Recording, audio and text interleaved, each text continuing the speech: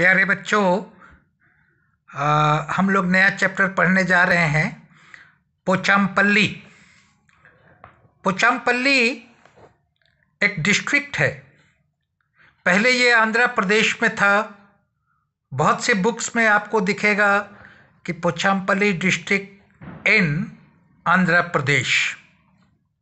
लेकिन जब आंध्र प्रदेश टूट के दो राज्य बन गया, एक तेलंगाना और एक आंध्र प्रदेश, तो अब ये पोचामपल्ली डिस्ट्रिक्ट तेलंगाना में है। वहाँ एक गांव है मुक्तापुर। वहाँ के लोग बुनकर हैं, वीवर।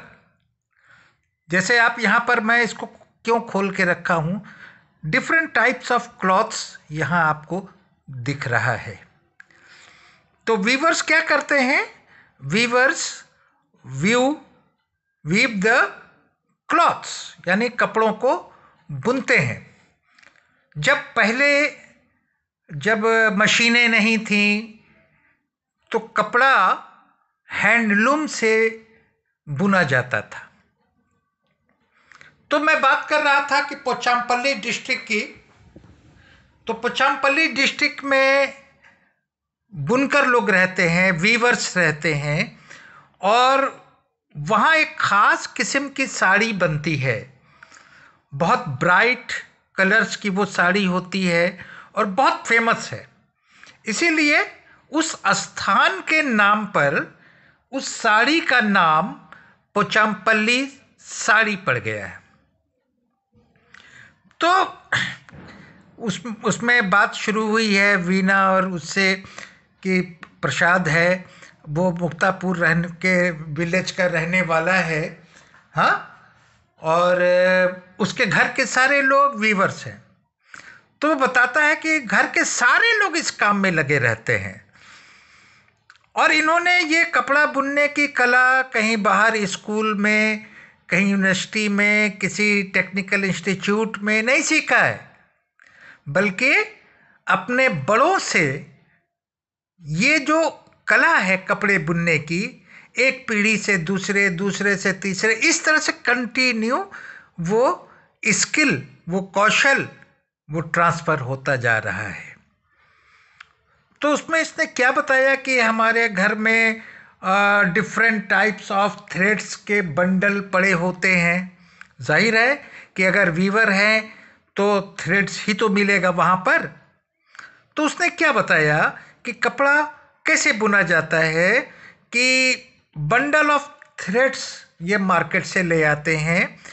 उसके बाद पानी बॉयल करके उसमें इन थ्रेड्स को डाला जाता है ताकि इसके अंदर जो डर्ट वगैरह हैं वो निकल जाए।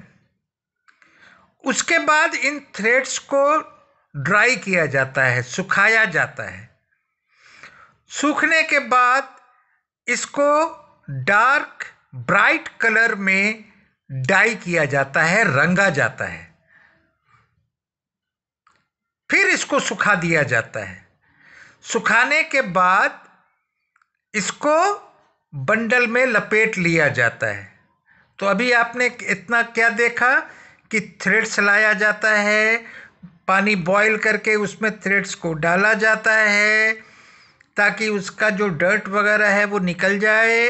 उसके बाद इसको ब्राइट कलर में डाई किया जाता है, ब्राइट कलर में, चमकीला रंग, और उसके बाद इसको सुखा दिया जाता है।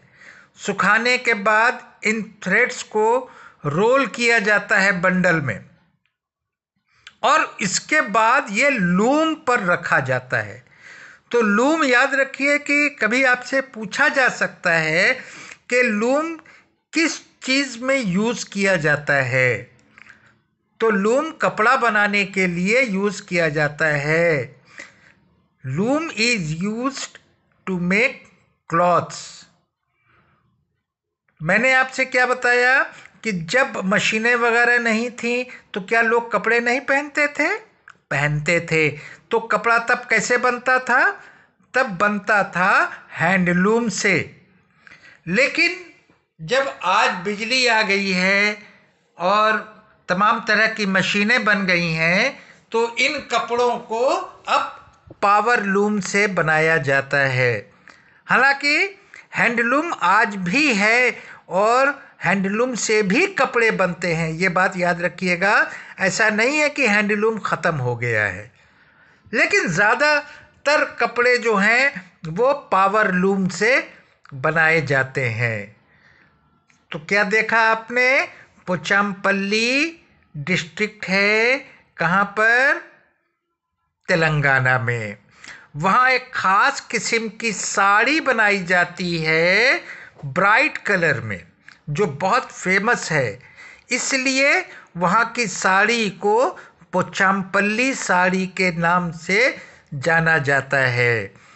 साड़ी बनाने के लिए थ्रेड्स लाए जाते हैं। थ्रेड्स को बॉयल पानी में डाला जाता है ताकि गंदगी निकल जाए। उसके बाद ब्राइट कलर में उसको डाई किया जाता है, फिर सुखाया जाता है, फिर उसको रोल करके बंडल में किया जाता है और उसके बाद उसको लूम पर रखा जाता है और कपड़ा बुना जाता है।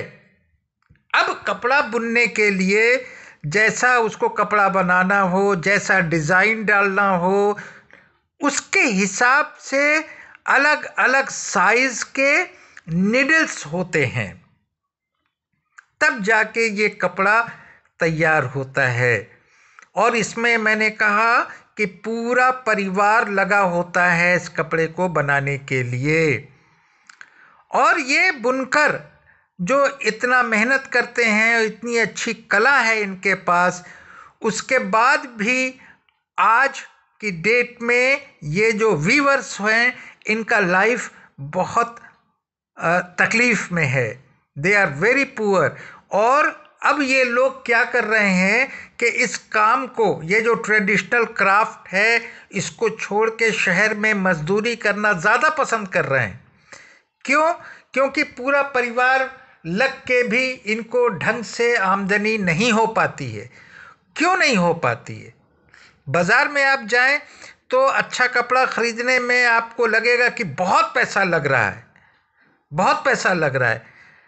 तो होता क्या है कि जो बड़े बड़े व्यापारी लोग हैं, इनसे साड़ी बनवाते हैं और इनको थोड़ा सा पैसा देकर और कपड़ों को ऊंचे दामों पर बेचते हैं।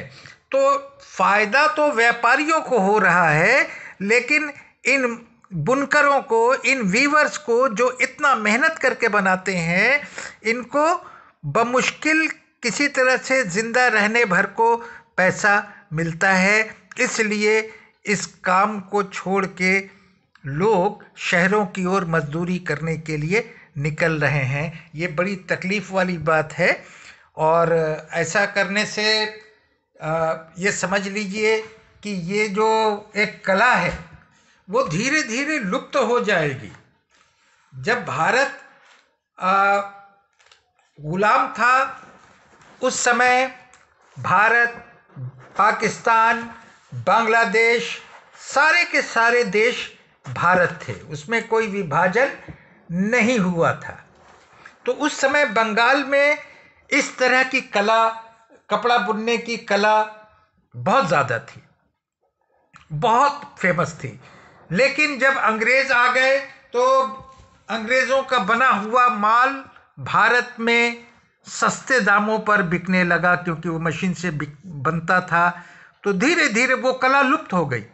कहीं ऐसा ना हो कि इस तरह की जो कला है, जो हमारे पास एक सुंदर ट्रेडिशनल क्राफ्ट है, वो कहीं ख़त्म ना हो जाए। तो क्यों ऐसा है, मैंने आपको बताया कि big shopkeepers give weavers very little money for their saris, but they themselves sell the sarees at high prices.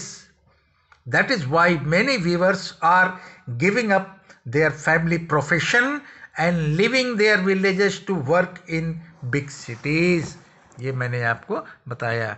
मुझे ऐसा उम्मीद है कि आपको ये चैप्टर समझ में आया होगा। तो आज के लिए बस इतना ही। Thank you.